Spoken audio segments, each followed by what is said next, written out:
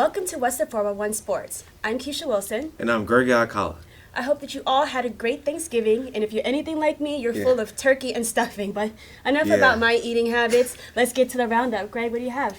So Kobe Bryant, Los Angeles Lakers guard, probably one of the best players of all time. He has had a come to Jesus moment, and he has decided to retire.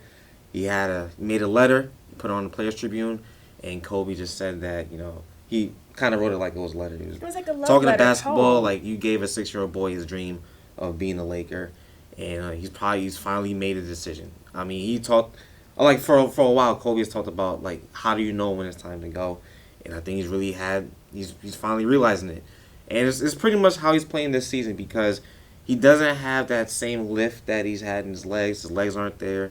There's no lift on his jump shot, and it just seems like there's nothing he could do on the court that would make him probably want to stay another year. Plus, there's no immediate help coming in the future anyway when it comes to Lakers franchise because that team is all young, and I know there's no future if Kobe would stay there. Plus, he's kind of like hurting the franchise with him being there anyway. There's no growth. So he's decided to leave. He's a 5-time All-Star. No, 5-time champion, I'm sorry. 5-time champion. Perennial All-Star. What do you think? How would you sum up his career? In one word, just fantastic. I grew up a Lakers fan, and by extension, a Kobe fan. I think that he's one of the greatest to ever laced up sneakers. Yes. He has the fierce competitiveness. Yes. He's just got this drive that is, on level of Michael Jordan. Yeah. Anything that, you just don't see it every day. And he gave his heart to the game. He never cheated the fans. He always just gave his best effort. And I'm sad to see him go. Although the writing was on the wall, he's spent the last 3 seasons hurt with some really significant injuries. So the writing was on the wall. He did it in a great stylish fashion. The love poem, breakup poem to basketball. And I'm sad to see him go, but I'm glad I actually got to see him. Oh, you got to see him in person? I did. I got to see him Just at brag the about Garden. it. Just brag about it. You got to enjoy the nice little moments like this, and then just say I saw Kobe Bryant in his last game, his last season in the league, and before the prices jumped up because now that he has announced his retirement, game tickets for him have tripled, quadrupled. It's going to be crazy, but sad face for Kobe that he's leaving. But thank you for all that you've done on the court. # Mamba out. The Brooklyn Nets, and they have not started the season the way Mikhail Prokhorov probably would have wanted. They're 4-13, and it's pretty easy when you look at this team. There's just a devoid of talent there. So, what do you think about this Nets season? I think there's a lot of jobs are on the line. Lionel Hollins and, of course, Billy King. So what do you think? I think it's been clear that this is more of a rebuilding season for the Nets. But they don't even have their picks. They don't have picks, so they've got to. They have to work with what they have, and I think I'm on this general manager kick. Billy King, you gotta help your team. You've got to get some talent in here that it's a formula for a winning team. You probably need a couple veterans that you don't want to overpay, but to have that kind of leadership in the locker room, people with experience who knows what it's like to play day in and day out, 48 minutes on the pro level. So, Billy King, I'm looking at you. And that's what I think it's going to hurt because I don't think the Brooklyn Nets are a hotbed when it comes to free agents. So I think that's probably going to be the way that they're going to have to go in getting talent in here, and I don't know if that's going to be the best recipe for success. But on the other side of the river, you got the New York Knicks. They're 8-10. They just lost a tough game to the Houston Rockets that could have won, but Carmelo was out. But a lot of the talk has been around Kristaps Porzingis, the 4th overall pick of the NBA draft this past June. He's been like the surprise of the league. He's among the top in scoring when it comes to rookies in the league, and he's proving his doubters wrong. He even has guys like Brian Scott talking about he probably should have looked at it a little bit more. Magic Johnson saying he's a surprise of the drafts. If you're looking for an incredible experience, meet a shelter pet and adopt. They make super pets who will enrich your life and steal your heart. Adopt and bring home a shelter pet today. To find out more, visit theshelterpetproject.org. Next item, I'm gonna lead it in by saying, down goes Brady, down goes Brady. It was upset city in Denver as the previously undefeated New England Patriots lost to the Denver Broncos, led by quarterback Osweiler. Brock Osweiler. Yes, Brock Osweiler. I don't know how you spell it. Maybe I do a little bit, but it wasn't Peyton Manning, and the Patriots lost. So. Yeah. What do you think this means for Tom Brady and Peyton Manning's legacies? Yeah. And if this winning trend continues with the Broncos, with Osweiler, when Peyton is healthy, does he get his job back? Well, I mean, he did. I mean, to beat the Patriots, especially on the run that they were on, I think it's astronomical. He's kind of a household name right now, Brock Osweiler. So I don't think why would they put Peyton Manning in if he continues to win at this kind of rate? I mean, he just took down Brady. So you want to see what else the kid has, because Peyton's not going to be there too much longer in his career, and you want to see how much he has going forward. So in terms of Brady, I don't think it's going to hurt his legacy, just because of the fact that, I mean, he did get to 10-0, and before that game, he was in the MVP conversation. He was the guy that they were talking about was going to probably lead the Patriots to another Super Bowl run. So I don't think that it's going to hurt Tom Brady's legacy, but it just comes as a shock that it's this team that did it. It wasn't Peyton Manning. It was Brock Osweiler. I think that's what the story is. Yeah. So. I think in terms of legacies, I don't think it's really going to change. Tom Brady's going to be one of the best, if not the best, whoever did it. Yeah. Peyton Manning is still going to be considered one of the greatest. He's already one of the greatest regular season quarterbacks. I think the only tarnish, I guess, if you want to call it, on his legacy is that he only has one Super Bowl ring in 18 years. His brother has two. And his so brother has going to two. bring that up. I mean, so I think that's the only knock or blemish on Peyton Manning's resume. But I mean, on paper and what I saw in the game, Osweiler is more attractive on paper. He's younger. He doesn't have injuries. 6'8". He's 6'8". Yeah. But Peyton's 6'5". Yeah. So he's on the taller side of life. Brock Osweiler has a stronger arm. I saw him zip some passes downfield. So.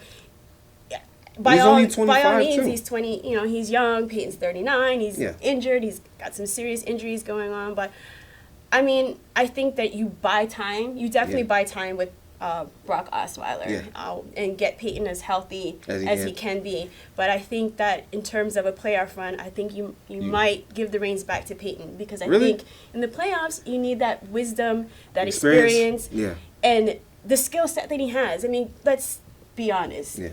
A hurt Peyton Manning, a diminished Peyton Manning is still better than a good portion of the NFL quarterbacks in the league. So I think that you buy your time, you rest Peyton as long as you can, and then hand him the reins. And I think, if for nothing else, he's Peyton Manning. This is probably his last year and his best chance at a Super Bowl run. So I think you want to have him on the field to try to go out that way.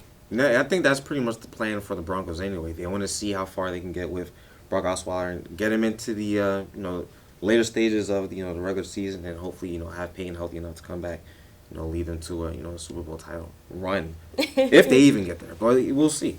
But we got to talk about the local teams. The New York Giants, they lost a tough game to the Redskins, 20-14, and the Redskins defense just really came to play. They put a lot of pressure on Eli Manning. They got 8 hits on him, forced him to throw 3 interceptions. They even kept the Giants from scoring for the first 3 quarters of the game. Giants didn't score until the 4th quarter. They tried to make a late comeback, but it just didn't happen. So where do they go from here? Now they're tied with the Eagles. Well, actually, the Redskins are tied with the Redskins. I'm sorry. They're in sole possession of first place. Yes. First place, because of the tiebreaker. The Redskins have won more division games than the Giants. I don't even know what to say. I was convinced that I was a jinx, because every time I turned away from the game, that's when the Giants started doing well. Granted, it took them 3 quarters to do that, but I was convinced that every time I left the room, good things happened. So I didn't try to watch too much towards the end, and they almost pulled it off. But what a great disappointment that game was. I mean, this was the chance for the Giants to really take a stronghold over the division, with the Cowboys and the Eagles losing their last couple games, and the Redskins being, so-so. Yeah. They just could not capitalize. And Eli was the Eli that we don't like to see. Yeah. The running game was Horrible. It was ineffective, and I think I'm being kind in saying that. 33 yards. And the pass rush, it was just awful. Yeah. I fear for Tom Coughlin's job. Yeah. I think that if the Giants don't make the playoffs this year, I think it's time for him to go. Because that would be six times in 7 years that the Giants have not made the playoffs under Tom Coughlin. And no longer can you ride the Super Bowl wave, the two Super Bowl rings wave. That's over. This is a league of what have you done for me lately? Yeah. And I'm of that opinion. What have you done for me lately but caused me grief because you don't make the playoffs? Yeah. So, but even bigger than Tom Coughlin, I'm looking at you, Jerry Reese. I want to know what you are doing. I'm calling into question your job security because you have not given your coaching staff anything to work with.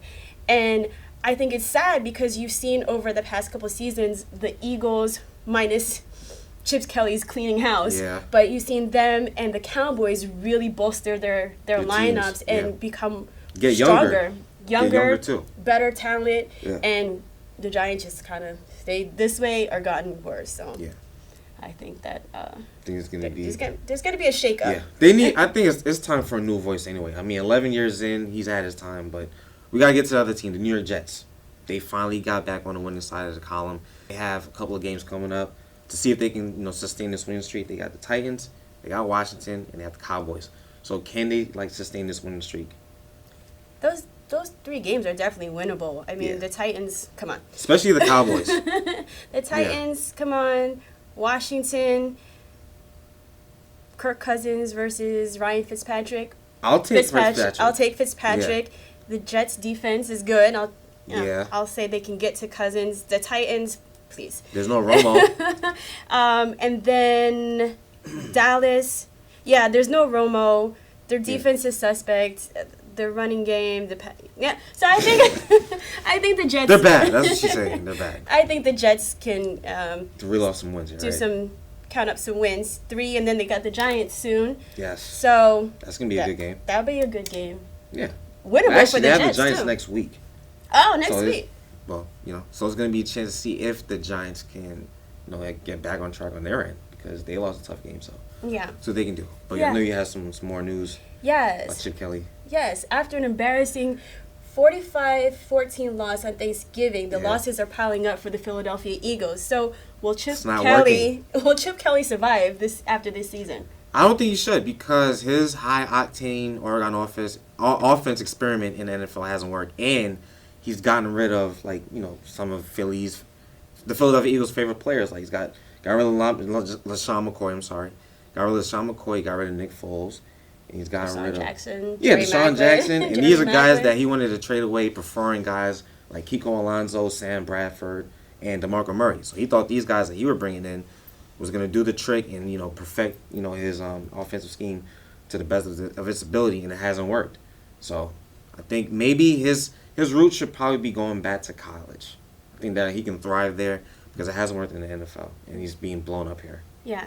I think he's going to be gone. If the Philly fans had their way, he'd be gone today. Yeah. Never to show his face again in Philly. But I think if nothing else, if the Eagles decide to keep him, I think he should be stripped of his decision-making when it comes to personnel. Yeah. He shows that he really does not have the keen sense to assemble a winning team. Yeah. And interestingly enough, there's rumors of trading Chip Kelly to the Titans. Which would be very interesting because the quarterback for the Titans is Marcus Mariota, who was with Chip Kelly when he was in Oregon. So going to Tennessee with Marcus, he knows the system. Yeah. And just Titans, if you make the trade, don't give him any personnel making decisions on that. Work to the wise. The average text takes your eyes off the road for nearly 5 seconds. At highway speeds, that's enough time to travel the length of a football field. Stop the texts, stop the wrecks. Welcome back to What's the 411 Sports, and now we'll get to What's Poppin'. What would an NFL day be without a story about Johnny Manziel? It's the man. The Cleveland Browns quarterback Johnny Manziel was demoted to 3rd string after a video surfaced of him at a party with a champagne bottle. This came at the most inopportune time for Manziel because he was named the starter for the rest of the season by Coach Peyton. With Johnny Football essentially being benched for the rest of the season, where does he go? after the Browns? Yeah. Or does he stay with the Browns? If not, where does he go? I think the Browns are done with him. He lied about that video to begin with, so the trust is not there. No. So I think he's going to be out of there. But for me, I'm thinking the Houston Texans, they have a void at quarterback. I think he could play there. Go back to Texas where he played in college. I don't rule it out, but the Patriots, I think he could be someone that you never know. He's not gonna play, but I just think as a second string, I think that might be a place for him because they did take in Tim Tebow, who didn't have an arm, but you take in somebody like Johnny Manziel that actually has talent. You put him in a system where it's kind of a no nonsense situation. He's gonna be under Brady, so he could learn from one of the best in the NFL. So I think that could be a possible space for him. Yeah, I had the Texans on my list as a possibility. He's from Texas. Yep. They have 3 quarterbacks on their roster right now: T.J. Yates, Brandon Weeden, and Brian Hoyer. Yeah. And I figured that, Manziel could probably definitely knock Weeden out of that spot if they choose to go, keep 3 quarterbacks. But hold on to your seats. I think the Dallas Cowboys will be a great place for him to land. That would be the type of hire Jerry Jones lives for. Yeah. Johnny Manziel is, for better or worse, he is media attention, he is headlines, and what is Jerry Jones about? Headlines. Keeping the Cowboys in the news, getting people talking about them. It's part of this Dallas mystique. They're America's team. They have not won a Super Bowl since I was in high school. Don't do the math to figure out how old I am. It's still America's team. And they have not won. They won 2 playoff games in 10 years. Yeah. But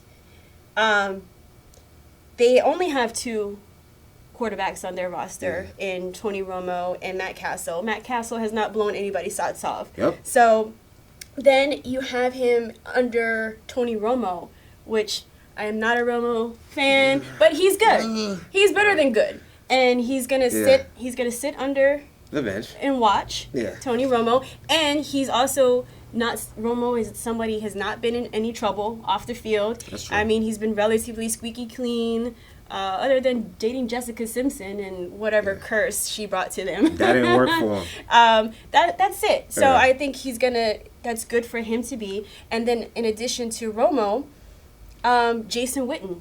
Yeah, he's a good guy. There's leadership in that locker room, Jason Witten, and he put that on display when Dez went berserk during the media session, and Witten was actually doing his own interview, and he hears the commotion in the background. Yeah.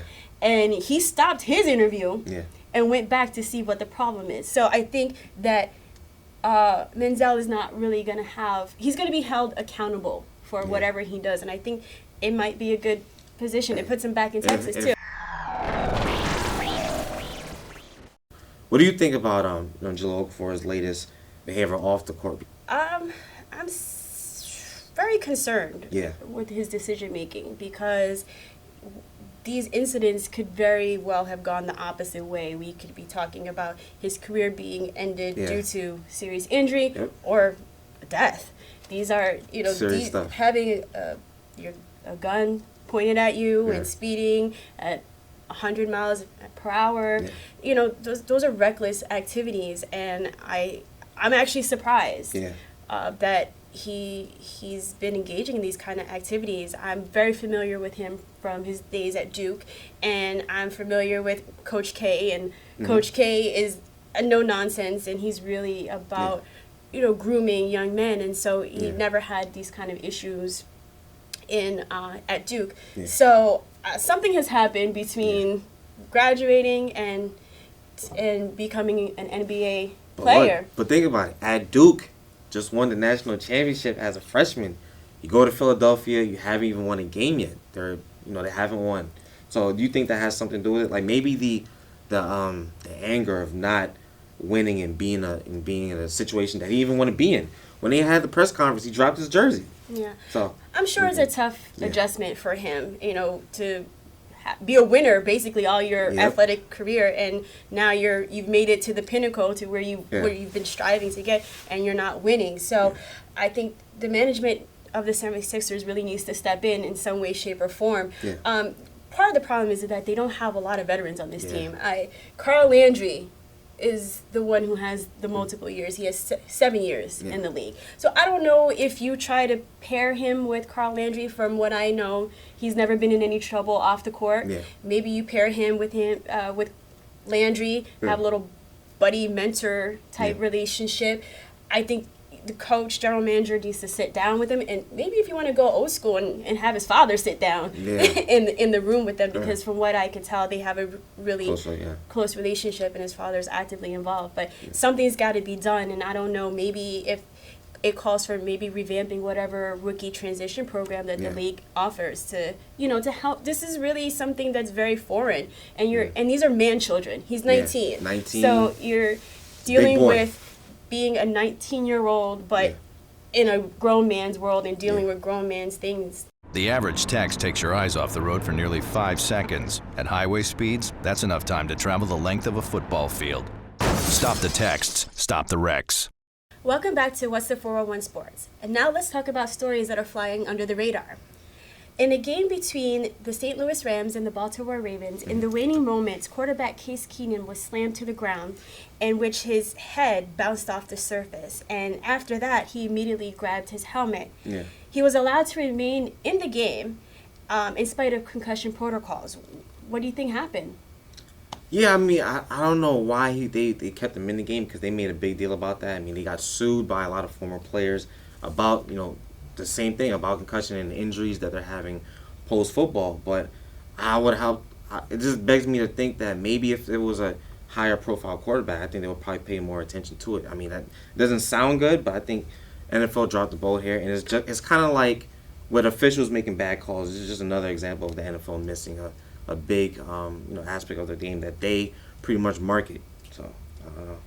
I think this was a blatant disregard of the concussion protocols, because it was so very obvious. I actually read what the NFL concussion protocol is, and they list observable signs, and one of the first or second bullet point was the grabbing of the head. Yeah. And that's what he did. It was plain to see. It wasn't just a little, it was I'm holding my head. This hurts. Yeah. And then when his teammate went to pick him up, his body was very limp. Yeah. It just kind of hung there. Yeah. And he had trouble even rolling onto all fours, and when he did, he was just sitting there. And I can't believe that the independent neurotrauma consultant that both teams are required to have didn't run out there. The head coach said he didn't see anything, and the athletic trainer that they have as a spotter in the booth, I think from what I heard, he messaged to the medical staff, and someone did go out to see him, but it was basically, are you okay? He's like, yeah, all right. Yeah. End of the story. And this is a big problem with the movie Concussion coming out that's dealing exactly with the brain trauma that happens and the effects of what happens when you are repeatedly concussed. Mm-hmm. The case that the former NFL players brought against the league has really not been settled, and that's a $1 billion potential settlement. Yeah. And, in addition to Case Keenum, there was a game where Ryan Fitzpatrick's helmet was ripped off. Mm-hmm. He was still in the game. We had just recently in a game with the Steelers in Seattle, Ben Roethlisberger actually took himself out of the game because he was hit high in the helmet. He was allowed to stay in for the remaining series, and then he took himself out to undergo concussion protocol, and he's still on that protocol, not cleared to play yet. Frank Gifford, who passed away, he donated his brain to science, and he found that he also suffered from CTE, from the degenerative brain disease from repeated concussions. Welcome back to What's the 411 Sports. Each week, we put athletes who are behaving badly on the bench. And for those who are really misbehaving, they go in the doghouse. So, Greg, who do you have on the bench? I have to put Los Angeles Dodgers outfielder Yasiel Puig in the doghouse for violating Major League Baseball's domestic violence policy for allegedly getting into an altercation with his sister in Blue Martini. It's a bar in Miami. And after arguing with his sister, he pushed her.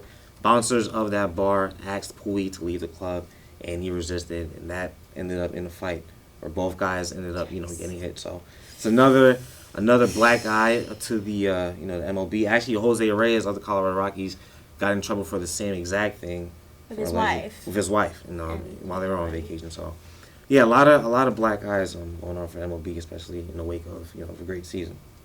Yeah, this domestic abuse issue is really out of hand, and you need not only Major League Baseball and all the other professional sports associations to strengthen their domestic abuse policy, but also we need lawmakers to really tighten up the laws in terms of how they handle domestic abuse. Yeah. So this week in the doghouse is former Dallas Cowboys running back Joseph Randle. He was arrested after an altercation in a Kansas casino. He was asked to leave the Kansas Star Casino after becoming belligerent at a game table on the floor. So security came in, a scuffle ensued, and he was escorted to the county jail. He was booked on suspicion of criminal threat, assault of a law enforcement officer, battery, disorderly conduct, and criminal trespass, and interference with a law enforcement officer. Hey, I guess if you're just going to do it, you're just going to go all the way. Yeah. But unfortunately, this wasn't the first time that Randall was on the wrong side of the law. In February, he was arrested in Wichita after a domestic incident, disturbance complaint, and he was famously detained for stealing suspicion of shoplifting of cologne and underwear. Yep. When you need them, you need them. I guess so, and I think it was at a really precarious time of night where getting cologne and underwear at the mall is, what were you doing, Mr. Randall? You needed it. I hope he gets his act together because he's, as of now, unemployed and has a lot of time on his hands. So I hope he is really constructive with that time. He uses the time to think about his life, evaluate it, weigh his options in terms of career, because if he continues this way, he's not going to get another chance in the NFL. He's not going to get in the league. The average text takes your eyes off the road for nearly 5 seconds. At highway speeds, that's enough time to travel the length of a football field. Stop the texts, stop the wrecks. Welcome back to What's the 411 Sports. And now, here are the events in our pipeline. In the battle for bragging rights, the New York Giants and the New York Jets will face off at MetLife Stadium on December 3rd at 1 p.m. Also on December 6th, the Brooklyn Nets will be hosting defending champs Golden State Warriors at the Barclays Center at 6 p.m. And on December 7th, the New York Knicks are going to host Dallas Mavericks at the Garden at 7:30 p.m. So you get to see Kristaps and Dirk Nowitzki go at it. The Zinger. Porzy, God Zingers. Well, that will do it for this week's edition of What's the 411 Sports. Until next week, follow us on Twitter and friend us on Facebook, all at 411 Sports TV. And subscribe to our YouTube channel, also at 411 Sports TV. I'm Keisha Wilson. And I'm Gergi Alcala. And we'll see you next week.